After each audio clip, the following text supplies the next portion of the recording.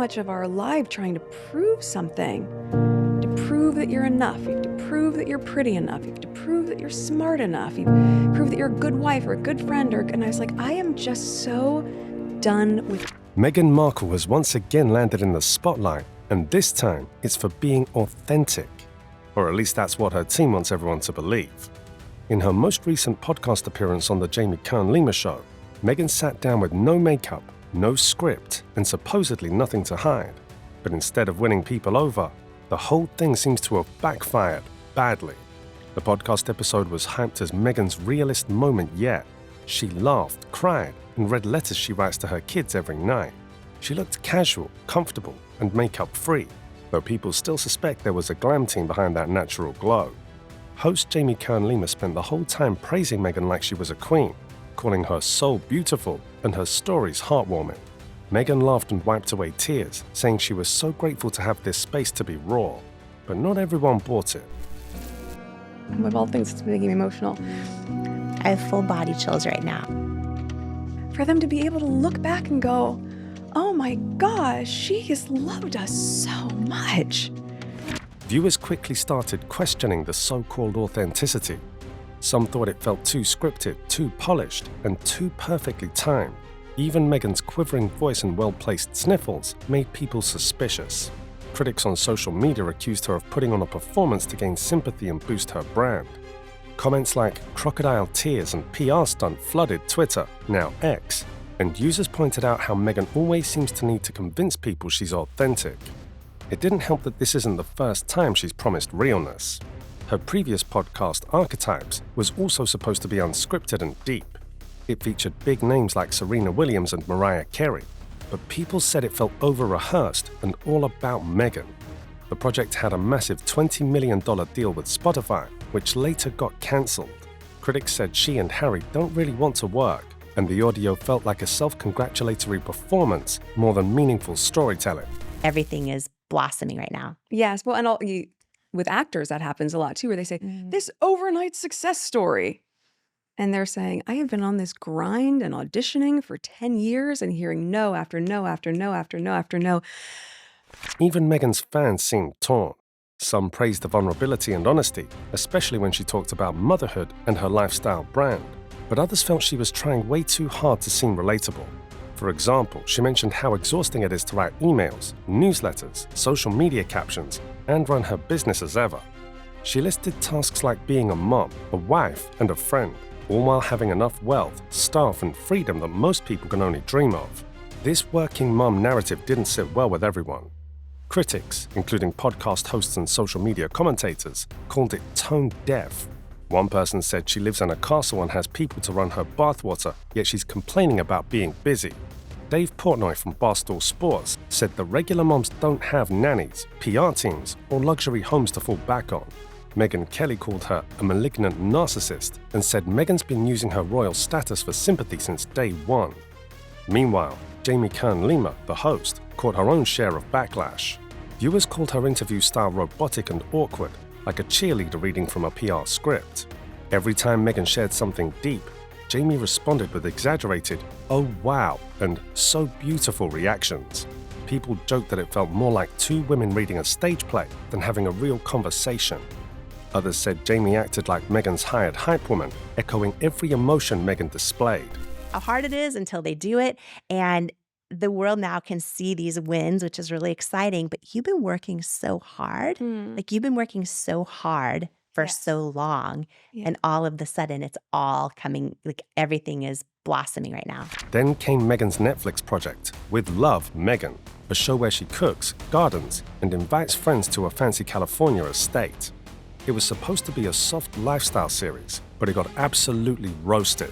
Celebrity chef Jameson Stocks, who cooked for King Charles, called the show painful to watch and said he refused to work on it because it felt fake from the start. Netflix allegedly sent him a legal threat after he criticized the show, but he didn't back down. He even added, I don't think she can cook, and suggested she should go back to acting because at least she was decent at that. Aesthetic in terms of how I see things. I've never, ever considered myself artistic, so it's really odd to voice that now as all of this is people are like copying my handwriting or how I put a plate together or how I put an outfit together.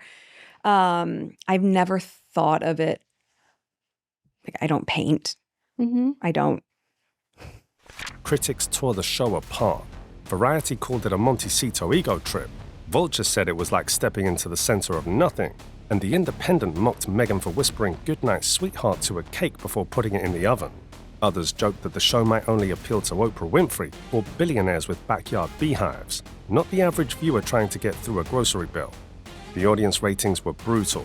On IMDb, it scored a 2.4 out of 10 with over 1,500 votes. And on Rotten Tomatoes, it had only 11% from viewers. People weren't just bored, they were mad. Many accused Meghan of trying to present herself as a relatable Martha Stewart while clearly living a life of extreme privilege. Social media users weren't kind. Some mocked her no-makeup look, saying her hair was clearly styled and her skin looked flawless. Not exactly what most people look like after a long day of work and parenting.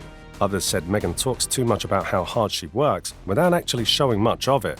Writing social media captions and picking product colors didn't seem like the kind of grind regular working moms go through. And then there's the issue of the failed promises. Her online store allegedly sold out inventory that never existed, and customers are still waiting for refunds. Critics called it another example of Meghan overhyping and under-delivering, much like the podcast, the Netflix show, and other past ventures. At the same time, some viewers expressed frustration with how Meghan constantly brings everything back to herself. In interviews, speeches, and even letters to her children, the focus always seems to circle back to me. One joke online was that if you played a drinking game based on how often she says "I," you could be out cold in 10 minutes. In the podcast, Meghan also mentioned Harry's recent support for her, saying he did something sweet in the press. But instead of boosting her likability, it added to the impression that they're always trying to control the narrative, carefully placing headlines to paint themselves as victims or underdogs. And continues to do. How does that make you feel? Oh, he's such a great partner. I feel that, right? I feel that every day in how supportive he's been and is. But I didn't know he said that. So that's really nice because I think having a partner, I mean, I asked you this when you were on my podcast, like, do you think that you would have been able to get through all the no's and the challenges? Even Meghan's claim that she was the happiest she's ever been drew side eyes. One commentator asked, "How many people do you know who have to say they're happy all the time?" They argued that when you're truly content, you don't have to convince people. Meghan's insistence on being seen a certain way, authentic, hard-working, happy, is exactly what's making her come across as the opposite. This podcast episode that was supposed to show Meghan's vulnerable, makeup-free side only deepened the divide. Some fans thought it was a touching, honest moment, but many others saw it as just another chapter in the Meghan show, where everything is carefully staged for impact. Whether it's crying on cue, whispering to cakes, or listing off how hard it is to post on Instagram, critics say it's all part of a calculated effort to stay relevant, relatable, and adored. But the more she tries, the more the public seems to push back. People aren't looking for perfection, they're looking for someone who's real, and for many, Meghan isn't giving that. Whether it's her polished natural looks, her over-scripted shows, or her carefully rehearsed vulnerability, there's still a sense that the real Meghan, if she exists, is hidden behind a thick filter of PR. And that's the big question the world keeps asking. Is Meghan Markle finally being real, or is she just getting better at acting like it? For now, the jury's still out, but one thing is clear. No matter how many podcasts or Netflix shows she does, the public is paying very, very close attention. Let us know in the comments, smash that like button, and make sure to subscribe so you never miss any videos. See you in the next video.